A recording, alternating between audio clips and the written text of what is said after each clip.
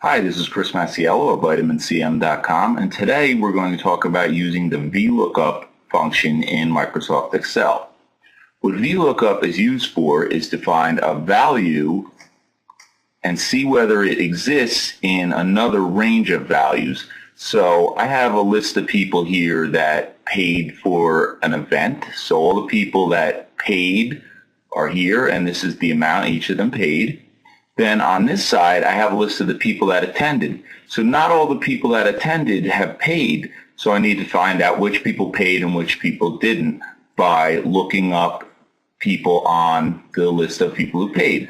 So before you start to do a VLOOKUP, the best thing to do is create a named range. A named range just grabs a block of cells and puts a name on it and allows you to reference it in other places in the workbook. So we want to name this range of people that already paid.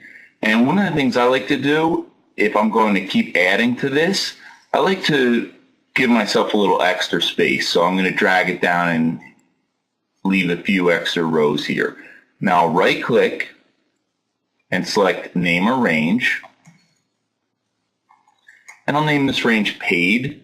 Okay, so now I can reference that range of cells anywhere in this work. Now I want to use the VLOOKUP formula. So I'm going to click in the cell next to this first person's name. I want to see if she is part of this group. Now obviously I can see it here because it's a small list, but when you have potentially thousands of items in your list, it gets a lot more tricky to figure that out. So I'll click in the cell next to this person's name, and I'll click the Insert Function button here. And I need to use a lookup functions. I can search, so I'll type VLOOKUP. And there's VLOOKUP, there's lookup, HLOOKUP. HLOOKUP does the same thing. Instead of going up and down columns, it goes left to right across rows. So I'll select VLOOKUP. And what it does, the first thing it says is it explains what the function does. So it looks for a value in the leftmost column of a table over here, and then returns a value in the same row for a column you specify. And then you notice as you click in each of these fields here to build this function, it gives you an explanation of what each of them do. So there's 4 fields that you need to use here. The first one is the lookup value. So what are you looking for? We want to look up this person, this record, so cell D2, the table array. I could either drag a range of cells or I could use my named range, which works a lot better with VLOOKUP. So I'll type in paid. You notice as I type in paid, it shows me the list of values that range contains. So this is where I'm going to look. I'm going to check for this value and see if it's in this range.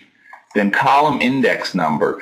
This is the column number in the table that I want to return. So I have a range that's 2 columns wide. If I find a match for this Mary, which is here, do I want to return the value in column 1, which is the name, or in column 2, which is the amount? And for this activity, I want to do her name, and then range lookup. Range lookup, there's 2 options, true or false. False means it has to be an exact match. True means the closest match. Most of the time, you will not want to use true. You'll want an exact match. So we'll use false. And we're ready to go. So I'll hit OK. So it looked for this value in this list. It found the value right here. And then it returned the data that was in the first column of the range, which is the name. If I go back here and I open the function editor again and I say, no, I don't want the name, I want the amount, so I'll change it to the second column. Notice that the amount pulls up. So I'm going to change that back to the first column. And now I can just drag it all the way down my range and it will look up everybody. So as it goes down, it gives me the name when it finds people. Now when it finds someone that's not in the list, so Mike, if we look here, there's no Mike in the list. It gives me an error sign, #NA. Same with Chris, same with Becky. So these are the people who have not paid yet and we need to collect from. Now the cool thing about it is if I go back and I add into the empty cells that I specified as part of the range. So if I put in Chris and hit enter, you'll notice it reruns the formula, the function, and it says yes, he is in the list. And if I put an amount here and I change the column number to 2, it would return that value. So that's how we would work with the VLOOKUP. Now, there's one more extra thing you can do to clean it up and make it a little nicer. If you notice, you get these pound NA symbols returned, and there's a thing you can do. You can take the VLOOKUP formula and nest it inside of another formula to make it look a little more attractive.